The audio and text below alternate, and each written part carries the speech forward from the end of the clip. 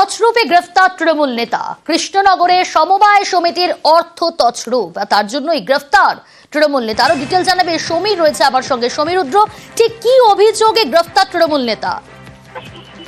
দেখো, এই যে অভিযুক্ত শিবনাথ চৌধুরী, তিনি কৃষ্ণনগরের কালীনগর গভর্নমেন্ট কলোনি সমবায় সমিতির চেয়ারম্যান ছিলেন এবং সেই থাকাকালীন কিন্তু সেখানকার প্রায় 14 কোটি টাকা তছরূপ করেছেন বলে অভিযোগ করেছেন সমবায়ের এক সদস্য নন্দিতা ঘোষ। এবং তার অভিযোগের ভিত্তিতে পুলিশ তদন্ত নামে এবং আজ সকালে তাকে বাড়ি থেকে গ্রেফতার করে আদালতে পাঠানো হয়েছে।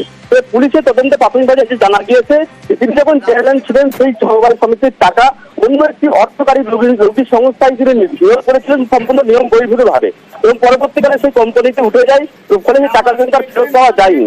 এবং এইটাই কিন্তু তছরূপের প্রধান কারণ হিসেবে জানা যাচ্ছে। এবং যেহেতু তিনি নিয়ম বহির্ভূত ভাবে এই সমবায় সমিতির টাকা অন্য অর্থলোকী সংস্থায় নিয়োগ করেছিলেন, তার পরিপ্রেক্ষিতে কিন্তু অভিযোগ দায়ের হয়েছে এবং এর ভিত্তিতে কিন্তু তাকে গ্রেফতার করা হয়েছে এবং ওর তদন্ত কিন্তু কোতোয়ালি থানা পুলিশ এখনো পর্যন্ত চালিয়ে যাচ্ছে। বেশ, এখন কি তৃণমূলে আছেন? আমার অভিযোগ হচ্ছে এই শিবনাথ চৌধুরী কালীনগর সোসাইটির 14 কোটি টাকা তছরূপ করেছে।